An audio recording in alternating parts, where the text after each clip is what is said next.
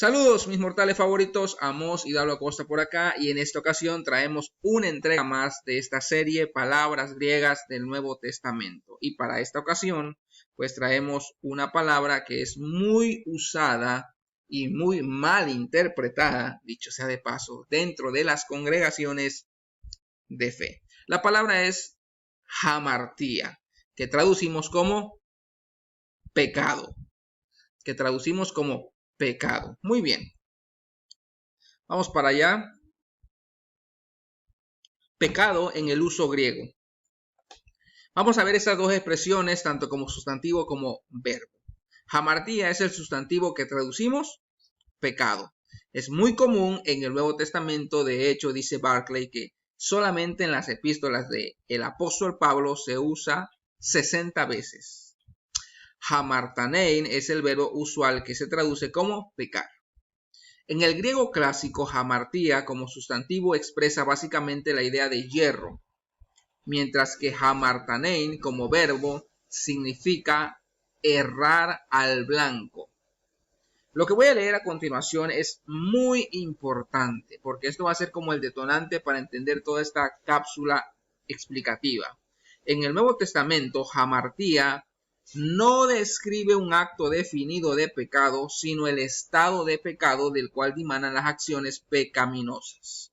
Eso es importante porque el ser humano no es que hace cosas para que sea cualitativamente calificado como pecador, no, sino que el ser humano, al ser por naturaleza pecador, hará cosas que correspondan a su pecaminosidad. Esto es más o menos como que un manzano por naturaleza va a dar manzanas y un limonero por naturaleza va a dar limones. Y entonces el ser humano, al estar bajo el estado de pecaminosidad, por naturaleza su inclinación será el pecado. Muy bien. Y aquí entramos al primer principio que encontramos en el Nuevo Testamento. El hombre está bajo pecado. Hub hamartian, esta preposición hub en caso acusativo, como aquí se utiliza, significa dependiente de, en sujeción a, bajo el control de. Imaginemos una persona un drogadicto, el cual ya es dependiente de X en su naturaleza de drogadicto.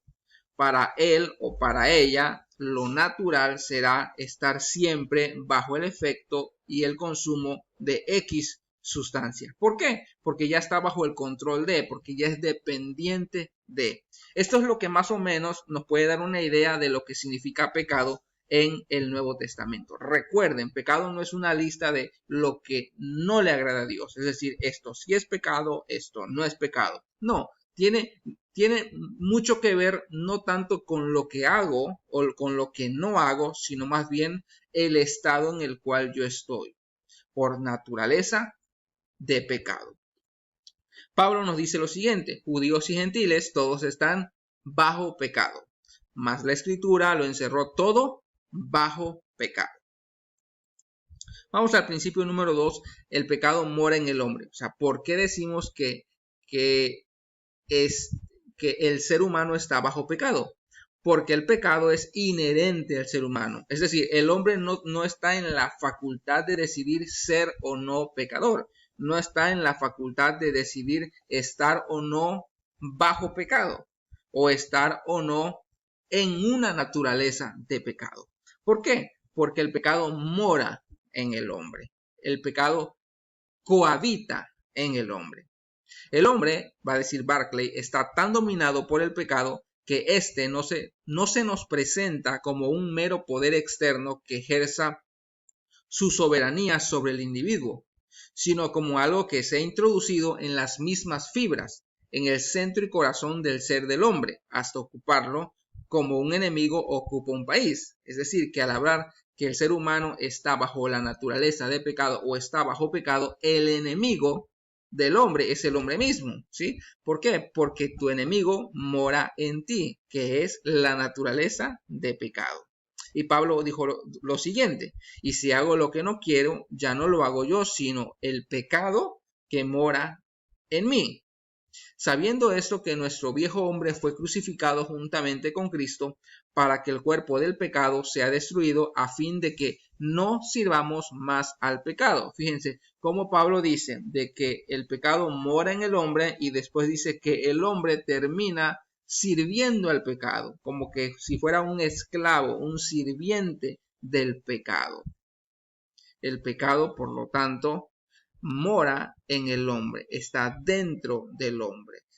Y las expresiones, las decisiones, las acciones que el hombre hace al estar en la naturaleza de pecado corresponderán precisamente al deseo del pecado que mora en él. Y aquí vamos a la tercera parte, que esto es importantísimo. La relación que hay entre la ley y el pecado. Y Pablo va a esgrimar este tema, va a disertarlo de forma muy particular, cómo se va relacionando el pecado y la ley en esta dialéctica. Y Pablo nos va a dar ciertas cosas que nos dan luz para entender este asunto. Inciso A, la ley enseña lo que es el pecado. Romanos 3:20 nos dice, porque por medio de la ley es el conocimiento del pecado. Esto es importante porque en el antiguo pacto, en el antiguo testamento, Dios revela, Dios da a conocer su ley, la que llamamos nosotros ley de Moisés, porque fue Moisés el legislador de esa ley en ese pacto. Entonces, Dios da a conocer su ley con un propósito muy especial, ¿sí? Recordemos que esto aparece dentro de un contexto de pacto, ¿sí? Entonces el pueblo de Israel de forma corporativa es el compañero de pacto de Dios, ¿sí? El pacto es entre dos, entre Dios y el pueblo de Israel. Pero el pueblo de Israel no es un compañero que está en las mismas circunstancias de Dios, sino que Dios es por naturaleza diferente al pueblo de Israel. Entonces la ley de Moisés o la ley de Dios, esta ley pone al hombre como si fuera la ley un espejo, pone al hombre frente a su incapacidad de ser un compañero de pacto fiel a Dios, leal a Dios. Vamos a ver reiteradamente cómo el pueblo de Israel transgrede, el pueblo de Israel quebranta la ley de Dios. El pueblo de Israel es incapaz de ser un compañero fiel a Dios. O en esta figura de Israel como la esposa de Dios, siempre termina siendo como adúltera, ¿verdad? Fornicando con otros pueblos, con otros dioses, etc. En ese sentido, la ley lo que hace es revela, da a conocer la incapacidad del hombre de servir a Dios, de amar a Dios, etc. De tener una relación con Dios correcta. Es decir, que la ley lo que hace es que pone al descubierto la naturaleza de pecado del hombre, la naturaleza de pecado que hay en el ser humano. ¿Cuál fue el propósito de la ley? Demostrar que el ser humano era pecador. Muy bien, la ley crea el pecado. Pablo va a decir, donde no hay ley, no se inculpa de pecado. El hombre no puede saber lo que es pecado mientras éste no haya sido definido. El hombre no puede ser culpable hasta que no existe una ley que lo determine. La ley tanto ha definido como ha creado el pecado. Si no hubiera ley, no habría pecado. Esto es importante porque la ley lo que hace es descubrir la naturaleza de Dios y descubrir la naturaleza del hombre, contrastando uno con el otro. Dios no es egoísta como lo es el hombre. Dios no es injusto como lo es el hombre, etcétera y etcétera, ¿no? Por eso la ley va a ser siempre la antítesis por naturaleza del pueblo de Israel, y no solamente del pueblo de Israel, sino que de toda la especie y toda la raza humana, ¿sí? Dios se caracteriza por ser santo, precisamente por ser diferente en naturaleza al hombre. Y esto nos lleva a lo siguiente. La ley cumple con su propósito de descubrir el pecado, de descubrir la naturaleza del hombre, pero la ley es impotente frente al pecado. La ley solamente sirve como un espejo, ¿sí? Inciso A, la ley puede definir el pecado, pero no curarlo. Es como el médico que puede diagnosticar una enfermedad, pero carece para curarla o detectarla. porque el pecado, tomando ocasión por el mandamiento, me engañó y por él me mató. Romanos 7:11. Inciso B. La ley, al prohibir algo, produce el deseo de pecar. La ley hace atractivo eso mismo que prohíbe, mas el pecado, tomando ocasión por el mandamiento, produjo en mí toda codicia, porque sin la ley el pecado está muerto. Es decir, que la ley lo único que hace es ponernos frente a nuestra pecaminosidad, frente a nuestra naturaleza, que es contraria y es diferente a la naturaleza de Dios, y solamente nos pone de manifiesto una cosa: necesitamos un Salvador. ¿Por qué? Porque la ley demuestra que la relación con Dios es totalmente inalcanzable por naturaleza para el hombre. ¿Por qué? Porque el hombre no está en igualdad de condiciones con Dios.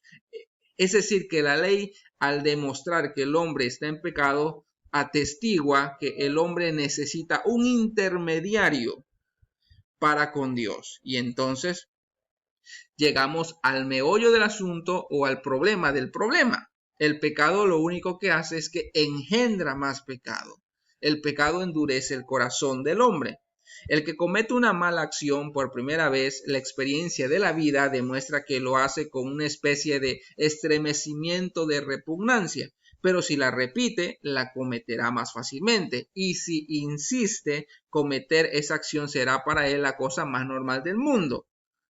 Esto es como el drogadicto, ¿verdad? La primera vez que tiene un contacto con la droga puede que haya un atisbo de su conciencia que diga: esto que estás haciendo está mal, pero si cada vez lo hace con mayor frecuencia y con mayor frecuencia, llegará el momento que lo natural para él o para ella va a ser estar siempre bajo el efecto de la droga. Ha desaparecido su sensibilidad para detectar el pecado. Su corazón está endurecido. Por lo tanto, es rigurosamente cierto que lo más terrible del pecado es precisamente su poder para engendrar más pecado. Y aquí viene como que el evangelio que aparece precisamente como la cura del pecado. Por la obra de Jesucristo somos libertados del pecado. Y esto nos da la idea de que la libertad es un rescate que no está determinado por nuestras fuerzas ni por nuestros recursos, sino no sería rescate, ¿sí? La libertad que recibimos del pecado es precisamente porque nosotros éramos incapaces de ser libres del pecado por nuestras propias fuerzas. ¿Por qué? Porque estábamos dominados por el pecado. Mas ahora que habéis sido libertados del pecado y hechos siervos de Dios, tenéis por vuestro fruto la santificación y como fin la vida eterna. Como podemos ver, el fruto de haber sido libertado del pecado es la santificación. Antes de ser libertados del pecado, el fruto por naturaleza del hombre era más pecado, porque el pecado lo único que hace es que engendra más pecado. El pecado incluso hace que deseemos el pecado. Por lo tanto, pecado más que hacer o no hacer algo, pecado es todo aquello que nos aleja de Dios. Lo único que nos acerca a Dios, el único intermediario entre Dios y los hombres es Jesús. Entre más cerca estemos de Jesús, más lejos estaremos de pecar. Porque este va a ser el desafío. La salvación en el Nuevo Testamento es tener la mente y el carácter de Cristo. Y esta es la obra del Espíritu Santo en nosotros. Muy bien. La bibliografía consultada pues sigue siendo Barclay, de la página 91 a la 96. Bueno, eso es todo y muchas gracias.